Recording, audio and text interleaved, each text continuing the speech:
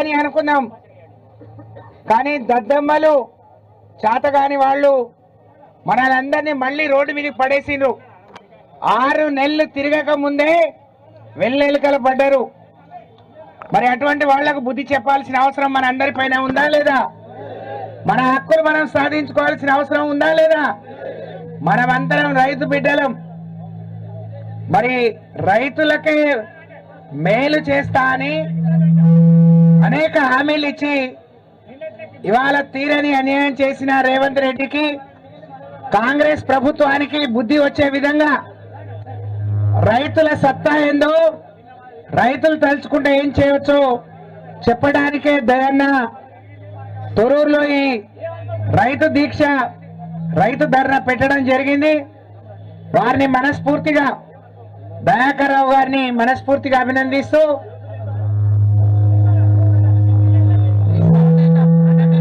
దయచేసి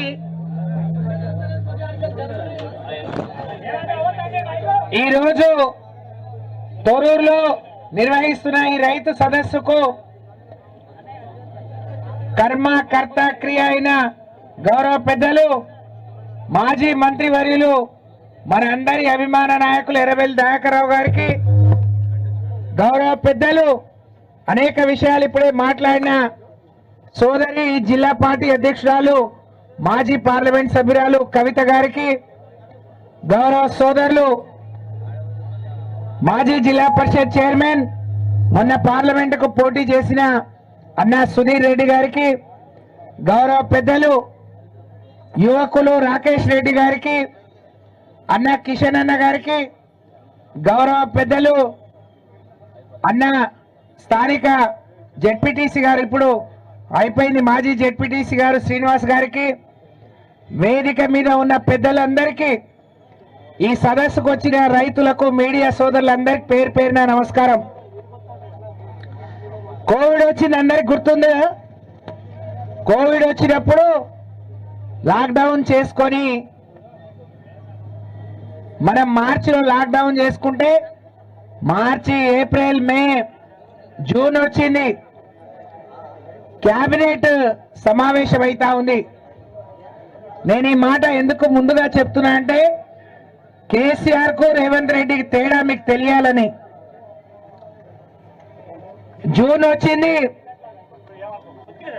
కేసీఆర్ గారు తెలంగాణ ప్రజలకు అన్యాయం జరుగుతోంది, తెలంగాణ ప్రాంతానికి అన్యాయం జరుగుతూ ఉంది, తెలంగాణ బాగుపడాలంటే తెలంగాణ ప్రతి ఒక్కరూ, రైతు బిడ్డలు, కార్మికులు, పండు ముసలీలు, పుట్టిన బిడ్డ నుంచి మరి కడుపులో ఎప్పుడైతే ఒక తల్లి గర్భంలో బిడ్డ ఉన్నదని తెలిసిన రోజు నుంచి కాటికి పోయేదాకా వాళ్ళకి ఎనలేని సేవ చేస్తూ, మీ అందరికి తెలుసు, ఒక బిడ్డ కడుపుతో ఉంటే తల్లి తండ్రి ఆలోచించినట్టు ఆలోచించి కడుపు నిండా ఒక పూట అన్నం పెట్టిండు. ముసలమ్మను మరి ఆ రోజున్న కాంగ్రెస్ తెలుగుదేశంలో 200 ఇచ్చి, ఆ 200 దేనికి సరిపోయాయి కావు.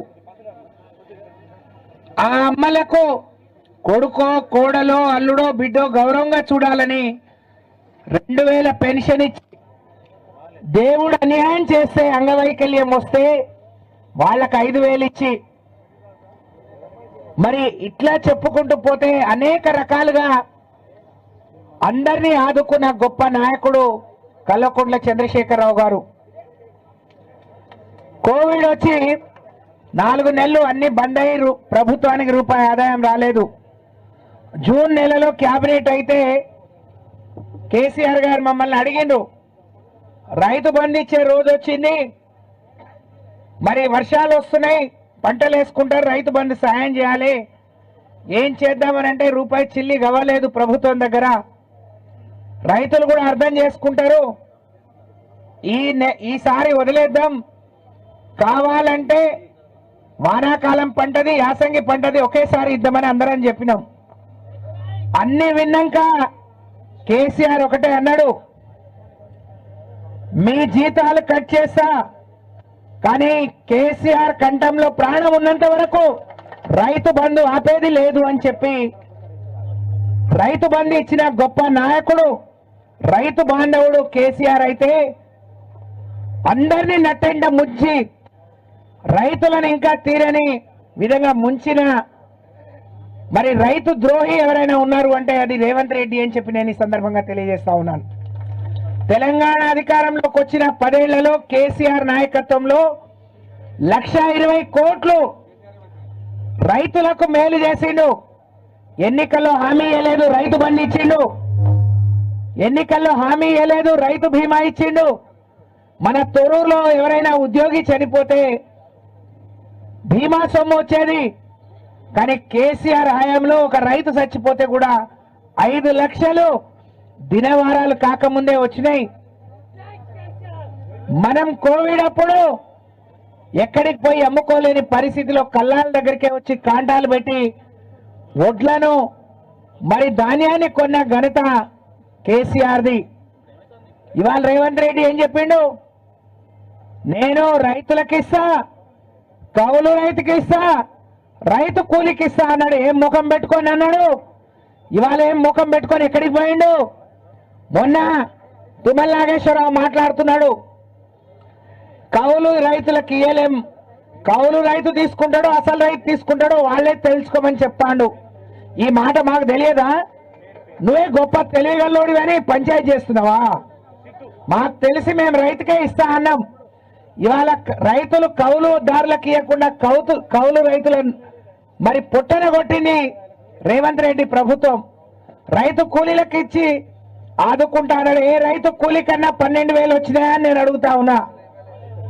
ఇవాళ మీరు ఈనాడు అన్ని పేపర్లో చూడండి, తుమ్మల నాగేశ్వరరావు ఏమంటాడు? 42 లక్షల మందికి రావాలి, కానీ 22 లక్షల మందికే వచ్చినాయి, మిగతా అన్ని ఇస్తా అంటున్నాడు. ఒక మంత్రి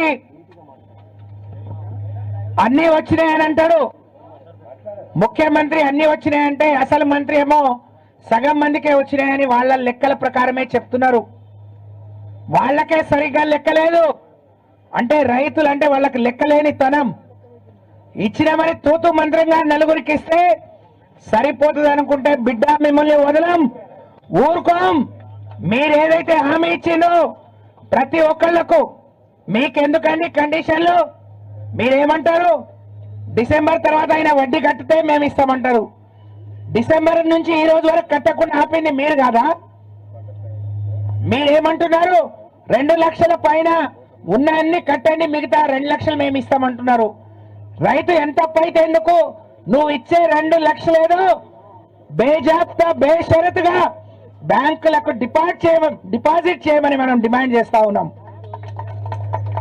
అన్ని లెక్కలు ఇప్పటికే అర్హులు 42 లక్షల మంది ఉన్నారని వాళ్లే చెప్పిండ్రు.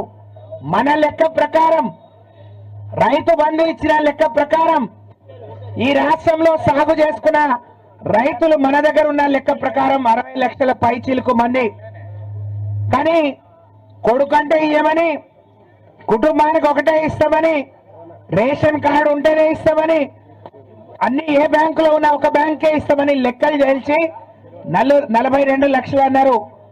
ఈ రోజు వరకు మీరు చెల్లించింది కేవలం 22 లక్షల మందికి 17,000 కోట్లు.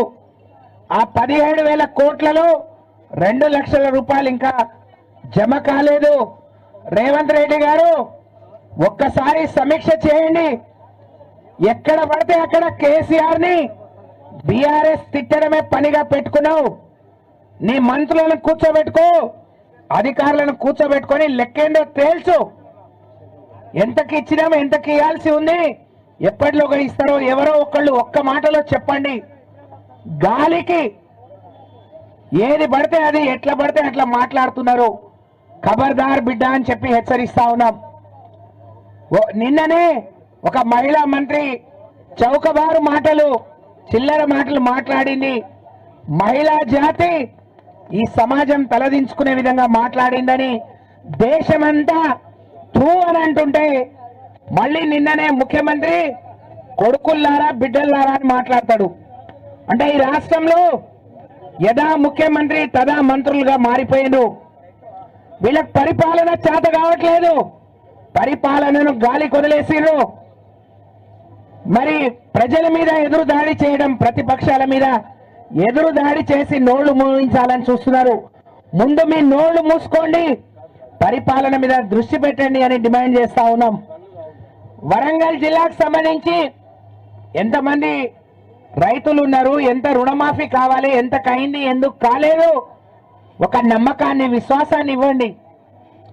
అదేవిధంగా రాష్ట్ర వ్యాప్తంగా చేయండి, కానీ ఎట్లా పడితే అట్లా మరి మాట్లాడటం కాదు. రేవంత్ రెడ్డి గారు దీన్ని పరిపాలన అన్నారు.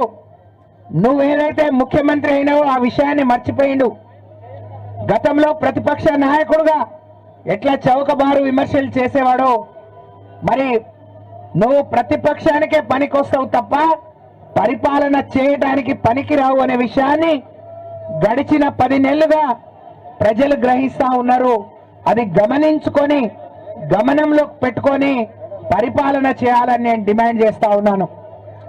ఇవాళ వీళ్ళ ఆలోచనలు చూస్తా ఉంటే కొన్ని రోజులేమో అప్పుల రాష్ట్రం అని అన్నారు, కొన్ని రోజులేమో అవినీతి అని చెప్పిండ్రు. ప్రజలు నమ్మట్లేరని తెలుసుకొని ఈ రోజు వాళ్ళు ఆందోళన చెందుతా ఉన్నారు. ప్రజలు తిరగబడుతున్నారు. ఇటువంటి మాటలు చెప్పి తప్పించుకోలేమని చెప్పి తెలిసి ఈరోజు అవాకులు చెవాకులు మాట్లాడుతున్నారు. ప్రజల దృష్టిని మళ్లించడానికి హైదరాబాద్ లో హైడ్రా తీసుకొచ్చిండు. ఈ రుణమాఫీని పక్కన పెట్టిండు, రైతు బంధును పక్క పెట్టిండు. ఎవరైనా సోయి ఉన్న నాయకులు ఇవాళ అక్టోబర్ నెలలో చేప పిల్లలు వేస్తా ఉన్నారు. వీళ్ళకి సిగ్గు శరం ఉందా? ఏ కాలంలో ఏం పని చేయాలనే సోయి ఉందా అని నేను అడుగుతా ఉన్నా. అక్టోబర్ నెల వచ్చింది, నిన్ననే చేపల పిల్లలు స్టార్ట్ చేసిండు. సగం చెరువులు తెగిపోయినాయి, బాగు చేసే నాదుడు లేడు.